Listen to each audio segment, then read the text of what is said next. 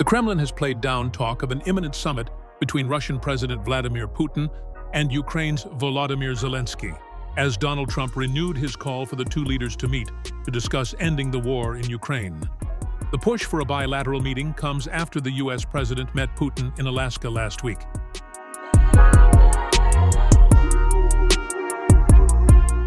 And welcomed 7 European leaders and Zelensky to the White House on Monday. Trump admitted the conflict was a tough one to solve and conceded it was possible the Russian president was not interested in ending hostilities. "We're going to find out about President Putin in the next couple of weeks," he said on Tuesday. "It's possible that he doesn't want to make a deal."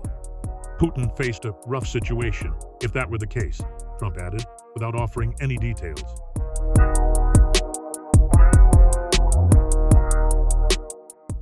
In an interview with conservative radio talk show host Mark Levin late on Tuesday night, Trump suggested it would be better if Putin and Zelensky met without him. He added that he would attend a meeting with the two leaders if necessary, but wanted to see what happens. The Russian president on Monday told Trump he was open to the idea of direct talks with Ukraine, but the next day, Foreign Minister Sergei Lavrov watered down that already vague commitment.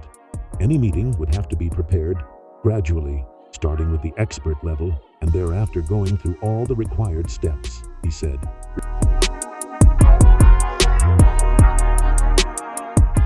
Repeating a frequent Kremlin line, Dmitry Polyansky, a Russian deputy representative to the UN, told the BBC nobody had rejected the opportunity for direct talks, but it shouldn't be a meeting for the sake of a meeting. NATO's military chiefs are expected to hold a virtual meeting on Wednesday, while Britain's military chief, Admiral Tony Radakin, is traveling to Washington for discussions on the deployment of a reassurance force in Ukraine. On Tuesday, it was reported that Putin had suggested to Trump that Zelensky could travel to Moscow for talks, something Ukraine was never likely to accept. The proposal may have been Russia's way of putting forward an option so far-fetched, Kyiv could not possibly have agreed to it. Talks over the last few days appear to have given Trump a renewed understanding of the complexities of the war.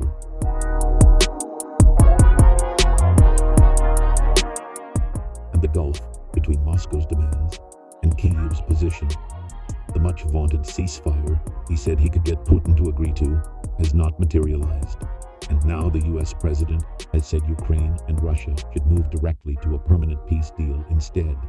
But some headway was made in terms of security guarantees for Ukraine. Zelensky and European leaders seem to have convinced Trump that such commitments would be paramount to Kyiv's sovereignty in the event of a peace deal.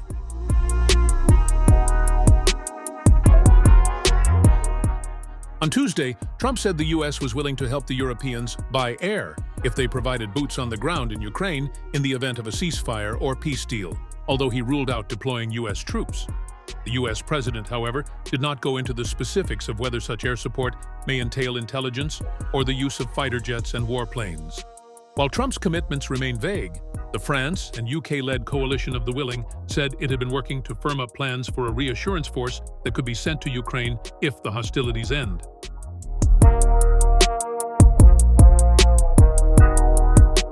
After a virtual meeting of the group on Tuesday, a Downing Street spokesperson said the group would meet U.S. counterparts in the coming days to further strengthen plans to deliver robust security guarantees.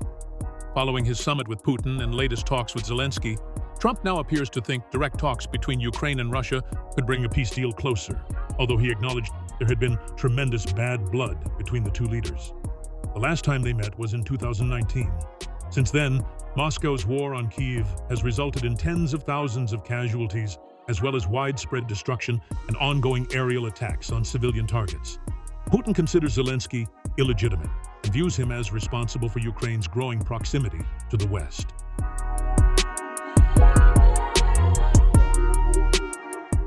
For years now, he has made baseless claims about Kyiv being ruled by a neo-Nazi regime and has said any ceasefire with Ukraine would need to entail a change in Kyiv's leadership. Russia also has little interest in agreeing to talks while its troops have the upper hand on the front line. Still, European leaders and Zelensky have spoken out in favor of the idea of a bilateral meeting.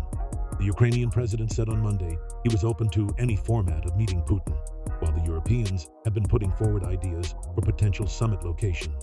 By enthusiastically supporting direct talks, they are likely hoping to convince Trump to revert to a tougher stance against Moscow should Putin remain unwilling to take steps to end the war. More high-level talks are planned for the coming days as questions over Trump's level of support for Europe remain.